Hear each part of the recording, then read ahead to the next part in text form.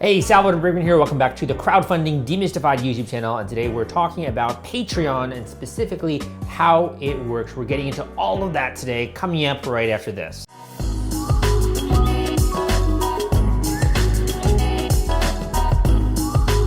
So let's talk a bit about Patreon. How can you use this service in order to raise money when it comes to your creative craft, how to monetize your craft using this service, and also how is it different from some of the other ones out there? Well, first of all, the thing you should know is that most people that are using Patreon are YouTubers, they're people that are podcasters, they're bloggers, they're trying to raise money when it comes to their work, maybe on a per creation basis or on a per month basis. And this is a recurring revenue site. So unlike Kickstarter or Indiegogo, which you raise money based on a project, right? So you have a $10,000 goal, you have a really big project, you try to raise money for that, and afterwards you get to keep those funds and you go ahead and you create the project.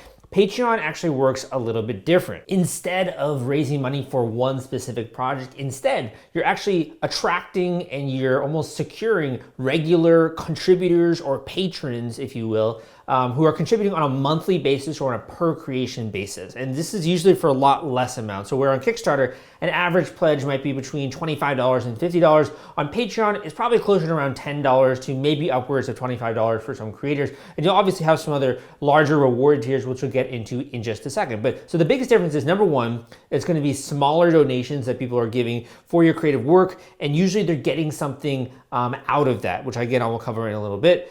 Number two, you can also have fundraising goals, but it doesn't really work the same way. They're more so like milestones. So you as a creator, you can set up a Patreon page, let's say as a podcaster. And every single month, someone decides they want to become one of your patrons. So every month they're giving $5 to be a part of the Patreon community, or they're giving $10 to become part of the exclusive Patreon community, but also some of your exclusive videos, some of your exclusive content behind the scenes of the podcast, maybe some special episodes that you're not publishing out there on YouTube or something like that.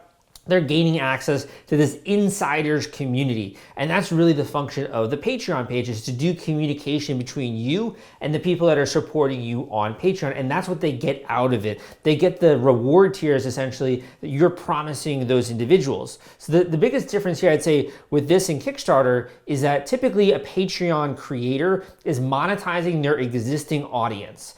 There isn't as much of a big audience when it comes to people browsing Patreon and like discovering different creators and supporting them that way. Usually people first discover the creator on the platform that they choose to create content on, like YouTube or on a podcast or their blog, and then they discover the Patreon. So it's kind of a little bit different model, whereas with Kickstarter, you can launch an entirely new product and you can have access to a whole host of new potential customers and people that are supporting you right on Kickstarter and right on Indiegogo. One of the things that I would say that really distinguishes it also is you as a creator, a lot of your effort and your energy is going to be put into designing an interesting community that people want to join. The actual format of a Patreon page is in no way graphically, I'd say, on any kind of comparison with a Kickstarter page. Most Patreon pages are actually pretty simple. And that's because the people that are joining the actual insider community already know about the creator. They already have a sense of what the creator does. They're already bought into that individual and they want to support them. And they want to gain access to new content.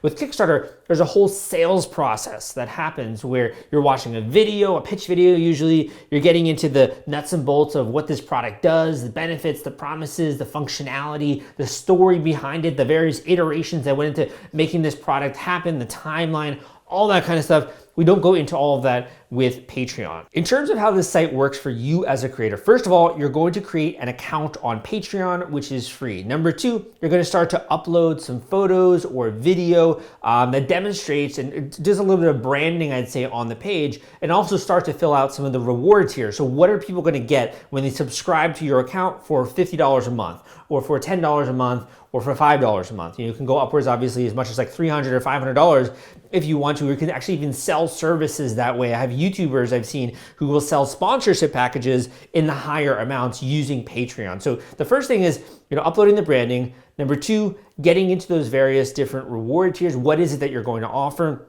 And then number three, creating a rock solid promotion plan where you're going to basically design step by step how you're going to introduce this to your community, how you're going to promote your page. Are you going to use your website? Are you going to feature some content that's maybe behind a content locker on your website? That's a really effective way of getting people to know about your Patreon. Are you going to be mentioning on your podcast or on your YouTube channel? How are you going to be letting people know about this? And also, how are you going to be selling and emphasizing that you're going to get a ton of stuff when you join this community? And also, what does the funding go towards? So it's not just to fund your lifestyle, obviously, but for you to create more amazing artwork or to create even killer illustrations like 10 times better than you're doing right now, or to help you build a team around you so you can put out more and more podcast episodes. You really want to identify what these funds are going to be used for. Once you have this all set up and you're ready to start broadcasting your Patreon page, I have a really great YouTube video out there as well, going through an entire screen tutorial showing you like mouse by mouse click how to set up one of these Patreon pages. So I'm not going in depth into that with this video. This is more of a high level video, but if you're interested in more of a step-by-step follow through, just watching my screen, you can go and watch that YouTube video. But that being said, the next step is understanding the pricing, right? Because nothing is obviously for free in this world. In order for Patreon to be able to deliver this service to you, to run all of the software, they do charge a fee for that service. So the baseline fee is 5% plus credit card processing fees. It then increases. You can go upwards of 8%, I believe, where basically with more increases, we're giving away more. If you say you raise $100, you get a $100 per month pledge from someone, then under the 5% model, $5 would go to Patreon, and there'd be payment credit card processing probably around $2 to $3 of that amount. So let's just say $8 thereabouts of the overall $100 that someone gives you per month is going to go to Patreon. When you go and you upgrade your tier, you're going to have access to more functionality and more things and more analytics about your actual patrons, which you can use in informative choices to create new reward tiers, to customize your marketing, to create new products, etc. When you do that, then the fee that Patreon takes actually is bumped up. So once it starts to go up, then they're going to be taking a larger cut of what it is that you're bringing on their software platform. This is also another major difference from running a traditional crowdfunding campaign, because with Indiegogo and Kickstarter, pretty much those amounts, which are 5%, are fixed. Unless you're doing something like going into in-demand after Kickstarter, then it's a little bit higher. But for the most part, it's going to be fixed for a traditional crowdfunding campaign. With what's called subscription-based crowdfunding, which is what Patreon is, it's going to be tiered. So depending on how much functionality you want, how much you want in the way of using their software and more detailed insights and more of like a pro account, if you will, with Patreon, then it's going to increase the fee that you have to pay, and then you have to give away if you want to be able to run this from their servers and to use their software. After you promote your Patreon page, and I also have some great videos out there on how to market your campaign on Patreon, you're basically then going to start to get more and more donors. You want to call them patrons, you want to call them customers, whatever the word is you want to use. They're going to start filtering in, and it's going to be kind of slow. It's usually more of like a slow linear progression. And once you start to get more and more, it becomes a little bit more exponential. This is very different from a Kickstarter campaign, because a Kickstarter campaign usually actually has more of like a burst or a huge boost in funding within the first couple of days. And then it kind of tapers off into what I call the Kickstarter slump of death. And then towards the end, you also see a little bit of upward momentum. Not every campaign follows that pledge trajectory, but a lot of them do, right? With Patreon, it's a little bit different because it's more of like a slow joining process where slowly you're building your community on Patreon. So maybe you're only doing $100 a month and $200 a month, and eventually you hit a really big milestone, you get to $1,000 per month. Or you get to, if you have, let's just say, a goal of 500 patrons, you get to 500 patrons. Once you start to get a big group of people that are tuning in regularly to your posts, that are part of your insider community, not only does it add a lot of social proof, but also you have more funds to do things like marketing. You have more funds to polish your podcast or to have better YouTube videos. And you put that money back into the company, and naturally the company starts to grow more and more. You can also do other things. You can run Facebook ads, you can do more email marketing, you can learn more about this from my channel, and you can implement some of these techniques, and you'll start to see your page growing more and more and more. And that's when it gets to be really exciting. You know, when you're seeing $1,000 per month worth of Patreon support, like that's so cool, because you know if you do $1,000, you can do $10,000. It's only a matter of time and setting up a structured plan in order to hit those kinds of milestones. Once you start to get to those initial milestones, it's so exciting because you're proving the concept. You're proving the fact that your audience is willing to help you and is willing to support you. And probably one of the biggest things that I've seen when it comes to this site is that so many creators just don't have a really strong marketing background, and they're not very sure-footed about how to convert their fans into patrons. So there's a lot that can happen if you just improve your knowledge a little bit. If you study some marketing techniques, you can actually convert an even larger percentage of your audience into this Patreon community. And at some point, if you want to,